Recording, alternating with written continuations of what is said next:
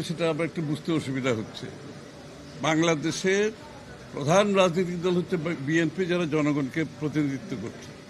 আমাদের মধ্যে ইতিমধ্যে যারা রাজনৈতিক দল হিসাবে শেখ হাসিনার বিরুদ্ধে রাস্তায় লড়াই করেছে, আমাদের সাথে যারা রাস্তায় ছিল, ইতিমধ্যে প্রায় 50টি দল পরিষ্কারভাবে ব্যক্ত করেছে ডিসেম্বরের আগে নির্বাচনের জন্য।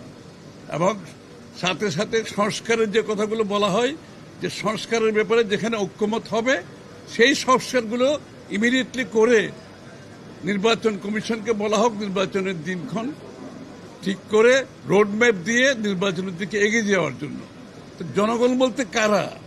এখন জনগণ বলতে যদি কোনো একটা বিশেষ গোষ্ঠী সুবিধাভোগী, যারা গণতন্ত্রের বিরুদ্ধে গিয়ে, জনগণের ভোটাধিকারের বিরুদ্ধে গিয়ে গণতন্ত্রকে সংস্কারের মুখোমুখি করছে, অথবা কোনো বিশেষ সুযোগ সুবিধাভোগীদের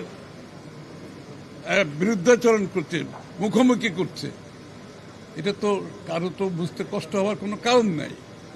সুতরাং 16 বছরের যুদ্ধটা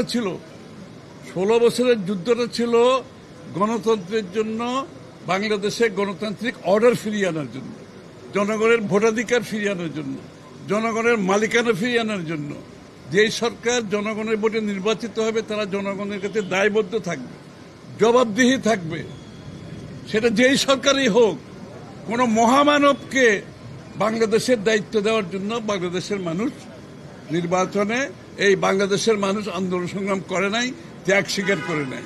আর কোন মহামানব কোন দেশের গণতন্ত্রের সমাধান দেবে, তার জন্য বাংলাদেশের জনগণকে অপেক্ষা করতে হবে, এটা বিশ্বাস করার কোনো কারণ নেই। Thank you.